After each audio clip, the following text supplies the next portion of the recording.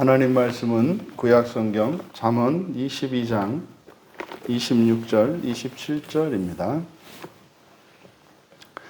우리 같이 한 목소리로 함께 읽겠습니다. 너는 사랑과 더불어 손을 잡지 말며 남의 빚에 보증을 서지 말라. 만일 갚을 것이 내게 없으면 내 누운 침상도 빼앗길 것이라. 내가 어찌 그리 하겠느냐. 아멘. 선택받은 자의 보증이라는 제목으로 말씀의 은혜를 나누고자 합니다. 26절에서 너는 사랑과 더불어 손을 잡지 말며 남의 빚에 보증을 서지 말라. 사실상 우리들이 이 세상을 살아가면서 이제 빚을 지기도 하고 또 꾸어주기도 하는, 그래서 채권과 채무의 관계가 발생하게 됩니다. 특히 우리들이 살고 있는 이 시대의 원리는 빚을 지고 또 그 빚을 서는 것에 대해서 보증을 서주고 하는 이런 것들이 이제 법적으로 이제 가능한 그런 시대를 이제 살고 있습니다. 그런데 사실상 이 채권과 채무의 문제, 그리고 이 보증의 문제라고 하는 것은 성경에서 아주 중요하게 다루는 그런 하나님 나라 백성들, 다시 말해 선택받은 자들에게 있어서 그렇지 않은 이들과 차별화되어지는 어떤 거룩함의 한 요소이기도 합니다. 실제 여기에 사용된 빚이라고 하는 이 단어는 이것과 신명기 24장 10절에 내 이웃에게 무엇을 구워줄 때에 너는 그의 집에 들어가서 전당물을 취하지 말고, 그래서 단 2회만 사용되는 마샤라고 하는 말입니다. 그러니까 여기에서 말하는 이 빚이라고 하는 것은 이웃과 친구죠. 사실상 이것이 그래서 신명기 24장의 배경에서 이 빚이라고 하는 것은 실제로 최소한의 기본적인 하루 생활조차 할 수 없는 그런 특별한 때 가난한 사람들에게 꾸어주는 그 빚을 이야기합니다. 그래서 성경에서는 모세의 율법에 따르면은 사실상 그 가난한 사람이면은 빚을 이제 돈을 빌려줄 때에 실제로 뭐 담보물을 잡는다 할지라도 그것은 뭐 자기 채권을 확보하기 위한 담보물이기보다는 실제로 그것을 그 빚진 사람으로 하여금 사실상 그 빚에 대한 부담감을 가지고 반드시 갚도록 하는 담보물인 것이지 실제로 그 빚을 반드시 받아내기 위한 그게 아닌 것을 알 수 있습니다. 왜냐하면 신명기 24장의 그 10절 이하의 13절까지 내용을 보면은 실제로 그 담보물조차도 다시 말해 빚을 진 사람으로부터 잡았던 그 담보물조차도 그 날에 돌려주어야 한다라고 모세의 율법이 규정하고 있기 때문입니다. 그러니까 선택받은 자들 사이에서 이 빚이라고 하는 것은 이런 가난의 문제죠. 가난해서 하루의 끼니조차도 어려울 때 그 빚을 지으면 그것을 이제 빌려주어야 합니다. 하지만 그 빚이라고 하는 것은 사실상 하루를 넘기지 말고 담보물을 돌려주게 함으로써 실제로 가난한 사람들에게 돈을 빌려주었을 때 그것을 반드시 받아내야 하는 뭐 이런 것은 아닙니다. 그것은 사실 이제 갚는 사람의 양심에 이제 맡겨야 되는 거죠. 그런데 이제 사실상 그 모세의 율법이 이제 가나안 땅에 들어온 이후로 잘 지켜지지 않고 있습니다. 그래서 실제로 26절과 27절에 있는 이것은 적극적으로 이제 보증을 서지 말 것에 대한 이야기를 하거든요. 그러면 모세의 율법이 주어졌을 때 모세의 율법과 지금 이 당시에는 큰 변화가 있는 것을 알 수 있어요. 그러니까 채권자가 자기가 빌려준 돈을 어떻게 해서든지 받아내기 위해서 심지어는 옆에 다른 사람에게 보증을 쓰기 위해서 자신의 채권을 악착같이 이제 보존하려고 하는 이러한 사회상이 우리가 추측해 볼 수 있습니다. 근데 성경은 사실상 그렇게 얘기하지 않는다 이 말이에요. 그래서 26절은 빚은 절대로 보증하지 말라는 겁니다. 심지어는 그래서요, 더불어 손을 잡지 말며 남의 빚에 보증 서지 마라. 그러니까 여기서 이제 앞에 더불어 손을 잡는다 이렇게 번역한 것이 손을 치는 겁니다. 이게 타카라고 하는 단어인데, 그러니까 손을 이렇게 마주치는 겁니다. 그러니까 사실은 그 채무에 함께 참여하는 걸 말합니다. 그래서 보증의 보증이죠. 보증의 보증도 서지 말고 절대 보증은 서지 마라 이렇게 얘기합니다. 그리고 27절에 만일 갚을 것이 내게 없으면 내 누운 침상도 빼앗길 것이다. 내가 어찌 그리 하겠느냐. 여기서 이제 갚을 것이라고 번역한 것이 샬람 완성하다 이거거든요. 그러니까 갚을 것이라고 하는 게 뭐겠습니까? 그 채무를 변제해 주는 거죠. 그러니까 채무를 변제해 줄 것이 아니면, 다시 말해 보증이라고 하는 것은 그 채무를 이제 사실은 넘겨받는 거지 않습니까? 그냥 단지 내가 갚아주겠습니다 라고 하는 게 아니라, 보증이라고 하는 것은 사실은 넘겨받는 겁니다. 그러면 그 사람이 그저 당장 말로만 보증을 쓰는 그것이 자기가 돈을 빌린 적이 없으니까 또 그 사람을 내 믿으니까 믿을 만한 사람이라고 보증을 해주는 것이 아니라 사실은 그 채무를 넘겨받는 것이라는 사실이죠. 그러면 사실은요, 여기서 갚을 것이 내게 없다 이렇게 이야기한 것은 갚아줄 수 없으면서 보증하지 말 것을 말하는 거예요. 그러면은요, 여기에는 깔려 있습니다.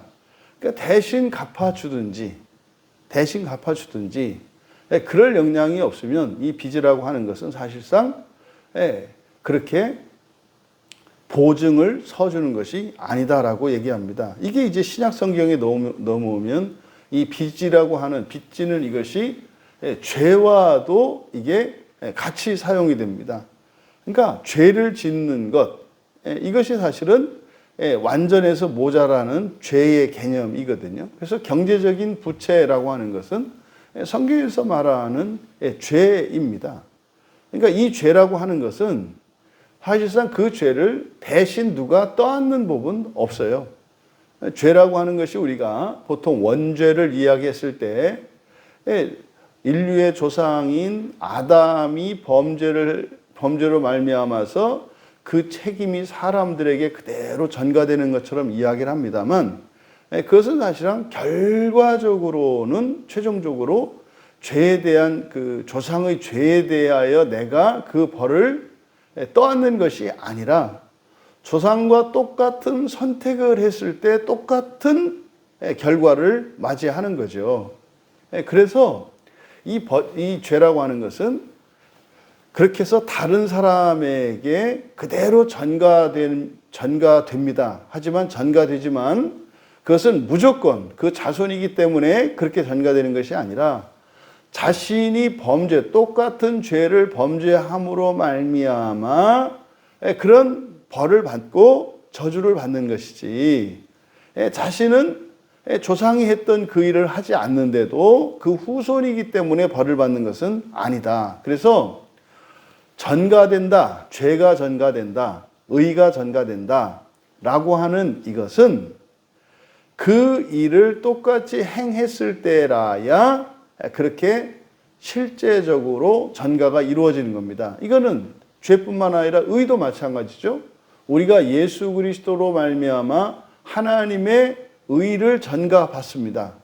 그러면은 예수님의 십자가의 사건으로 그냥 이 세상 모든 사람들의 죄가 용서되는 게 아니다 이 말이에요.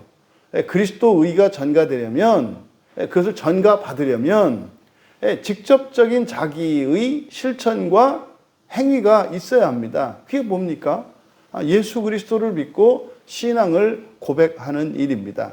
빚도 마찬가지입니다. 빚이 전가된다라고 했을 때 이 빚은 예를 들어서 부모님이 5천만 원을 빚졌으면 자식도 5천만 원의 빚을 떠안는다는 그런 의미가 아닙니다.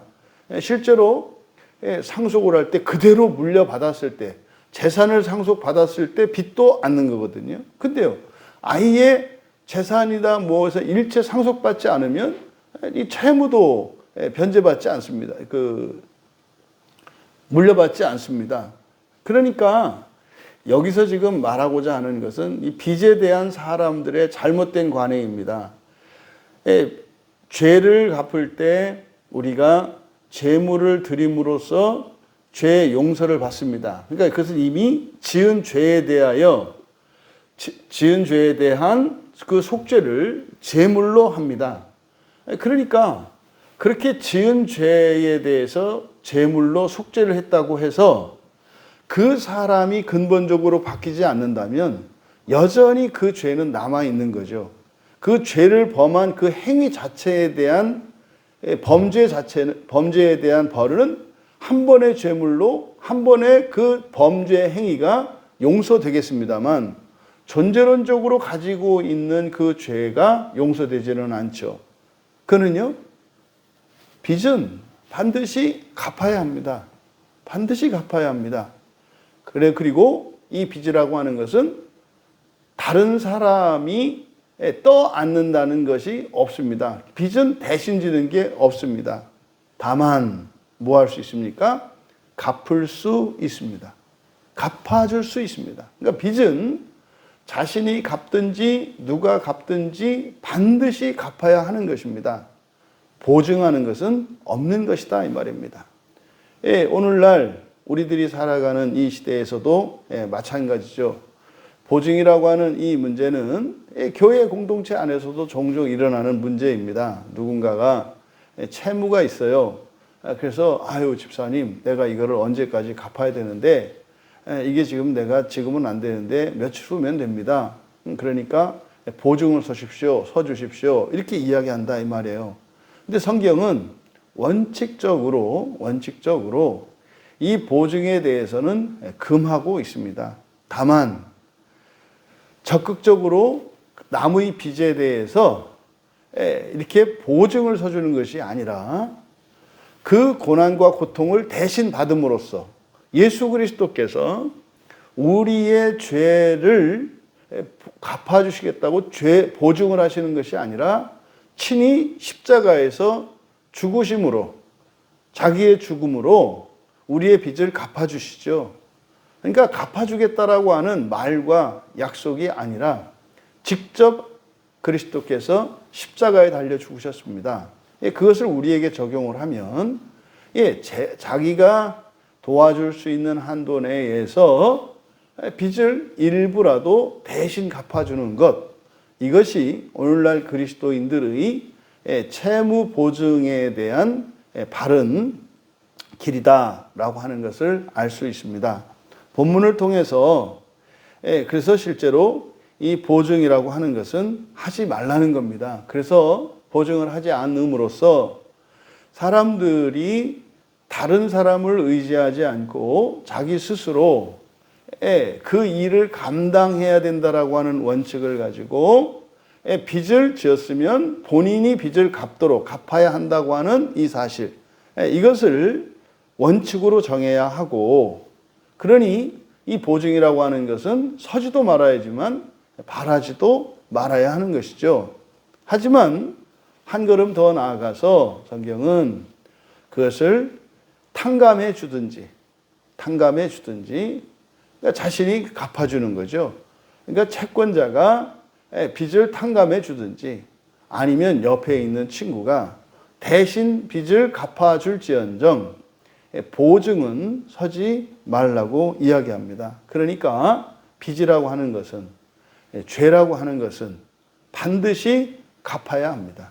반드시 갚아야 합니다. 그리고 이 빚을 갚아주는 이것이 보증으로 끝나는 것이 아니라 또 한 번 그것을 대신 갚아줌으로써 끝나는 것이 아니라 빚을 지지 않을 수 있는 사람이 되어야 합니다. 그러면요, 빚을 지지 않는 사람이 될 수 있는 것은요, 누가 해줄 수 없습니다.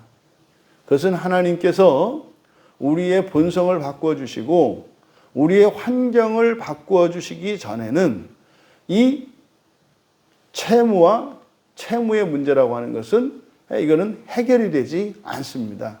여러분, 성경은 분명히 약속합니다. 구약에서 하나님을 믿는 자들에게 기업이 약속되어 있듯이, 사실상 구약의 이스라엘 백성들은 재산이 없는 사람들이 없죠.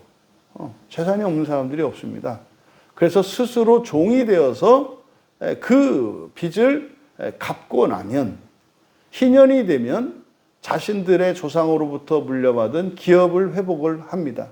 그러니까 50년에 한 번 돌아오는 희년을 통해서 모든 빚이 탕감이 됩니다. 하지만 그 이전까지는 빚을 지은 당사자가 자신의 몸을 이렇게 종이 되어서 자신이 그 수고를 통해서 빚을 갚아야 된다는 것을 명시합니다. 여러분, 그리스도께서 사실상 빚을 대신 갚아주는 이것은, 종말론적으로는 우리의 모든 빚이 탕감되는 것은 예수 그리스도께서 대신 갚아주셨기 때문에 우리의 죄로 인한 이 빚이 모든 것이 탕감이 됩니다. 그러니까 그것은 예수님이 갚아주셨기 때문에 변제가 된 거죠. 갚은 것으로 해주는 것이 아니라 실제로 갚은 것입니다. 그러면 우리 그리스도인 공동체는 보증은 서지 말고 할 수 있는 것을 도와주되, 빚진 자가 다시는 빚지지 않는 사람이 되도록 정말 뼈를 깎고 살을 비는 같은 그런 고생을 해서라도 다시는 빚지지 않는 사람이 될 수 있도록 도와야 하고, 자신에게 정말 도울 만한 힘이 있다면 그것을 적극적으로 도와준다 할지라도 그것은 한 번의 빚을 갚아주는 것이 것보다 그 사람 자체가 다시는 빚을 지지 않을 수 있는 사람이 되는 일에 도움을 줘야 한다. 그러니까 우리가 실제의 생활 속에서 누군가를 도와줄 때 그것을 잘 판단해야 할 것입니다. 실제로 이 사람이 현재 채무가 있느냐 없느냐가 중요한 것이 아니라 이 사람이 빚을 지을 수밖에 없는 사람이냐 아니냐, 또 이 사람은 빚을 질 사람이 아닌데 사정이 이렇게 뜻밖의 이런 변수로 인해서 이러냐, 이것을 판단해야 하고, 실제로 그 사람 자체가 문제가 있는 사람이라면 때로는 빚을 갚아줄 수 있어도 빚을 갚아주지 말아야 할 때도 있다는 겁니다. 그러면 빚질 사람은 아닌데 정말 어떤 뜻밖의 환경, 이런 재난이나 이런 것들로 인해서 일시적인 어려움이 있다면 적극적으로 도와줄 것을 이야기합니다. 그래서 교회 공동체 안에서는 사실 그게 이제 조합이라고 하는 게 성경에서 나온 거란 말이에요. 그래서 누군가가 한 사람이 큰 빚을 졌다면 실제로 교회 공동체 안에서 모든 사람이 힘을 합하여 대신 갚아주는 거죠. 그렇게 해서 재개할 수 있도록 하는 것이 교회 공동체의 이런 채무 변제에 대한 방식이라고 할 것입니다. 이것이 오늘날 교회의 모습으로 보아서는 이상향처럼 보이겠습니다만 모세의 율법은 그렇게 규정하고 있습니다. 그거는 우리가 그렇게 살 수 있다는 거죠. 그래서 교회 공동체 안에는 빚을 지던 사람이 더 이상은 빚지지 않는 사람으로 바뀌게 될 것이고, 또 그렇게 되기까지 노력하는 사람들에게는 또 빚을 갚아줌으로써 포기하지 않고 완전에 이르기까지 하나님의 은혜를 구하며 살아갈 수 있게 하는 것이 교회의 바른 자세라고 할 것입니다. 기도하겠습니다. 하나님 아버지, 이 세상을 살아가며 채권과 채무의 문제, 그리고 보증에 대하여 모세의 율법에서는 가진 자는 가난한 자의 빚을 탕감하여 주라 하였고 또 빚진 자는 반드시 빚을 갚으라 하셨습니다. 예수 그리스도로 말미암아 십자가에서 이루어진 이 대속의 은혜는 종말론적으로 예수 그리스도를 믿는 이들에게는 모든 빚이 사라지는 것임을 믿습니다. 하지만 이 세상을 살아가는 동안 더 이상 빚을 지지 않고 빚이 없는 자들로 살아가기 위해 교회 공동체를 이루게 하셨사오니 교회 공동체 안에 속해 있는 모든 신자들이 빚이 없게 하시고 또 빚을 지지 않는 사람이 될 뿐만 아니라 오히려 남에게 빚을 줄 수 있는, 하지만 그것을 탕감해 줄 수 있는 신자들의 공동체가 되게 하옵소서. 감사하며 예수님의 이름으로 기도하옵나이다.